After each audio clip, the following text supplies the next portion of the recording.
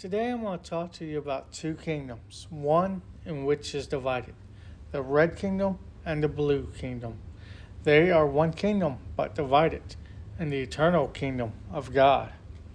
But truth is, earth has always been split. In Genesis 11:1 through 9 states this: Now the whole earth had one language and the same words.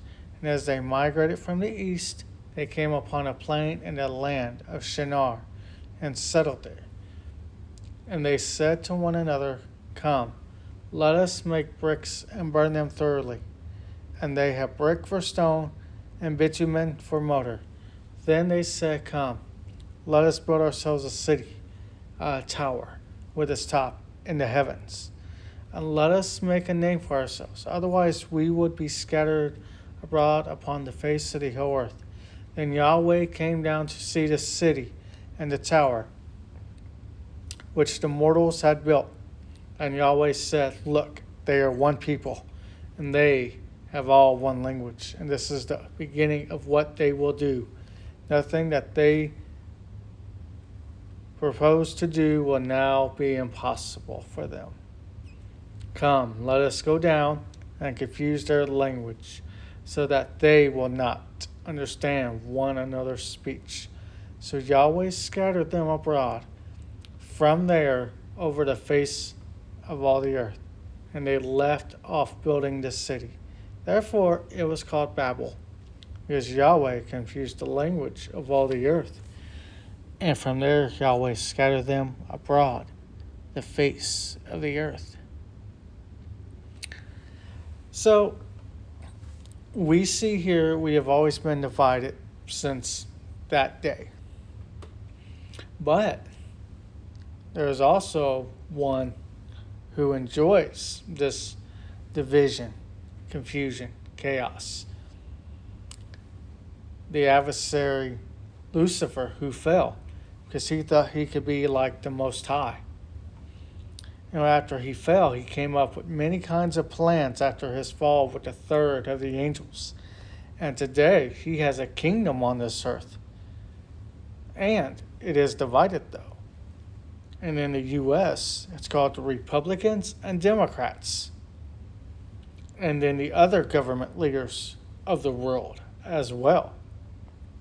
But one thing about the adversary's kingdom is it is temporary, not eternal, and it will end in hellfire. But the kingdom of God is eternal and will never pass away. People need to remember God is forever, and so is his kingdom. So let me ask Christians this: why do y'all get pleasure and thrill out of voting red or blue? I mean, to me, I'd vote the kingdom of God if I could.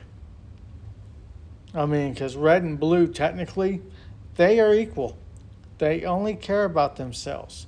If governments really cared about their citizens, there wouldn't be any homeless, hungry, or poverty in this world, were there? So you see, Lucifer is the one running the political game in this world. The billionaires, millionaires, all claim they are Christian and of Christ. But are they? If they had that kind of money, wouldn't they use it for a greater use than what they have been doing? This is why in Ecclesiastes 5:10, the lover of money will not be satisfied with money, nor the lover of wealth with gain. This is also vanity. That means all the money in the world will not satisfy you, nor material things. Because in Mark chapter 8, 36 through 38, for what will it profit them to gain the whole world and forfeit their life? Indeed, what can they give in return for their life? Those who are ashamed of me and my words in this adulterous and sinful generation of them, the Son of Man will also be ashamed when he comes in the glory of his Father with the holy angels. So in closing, which kingdom are you going to be? The kingdom of hellfire or the kingdom of glory and eternal and never ending? The choice is yours.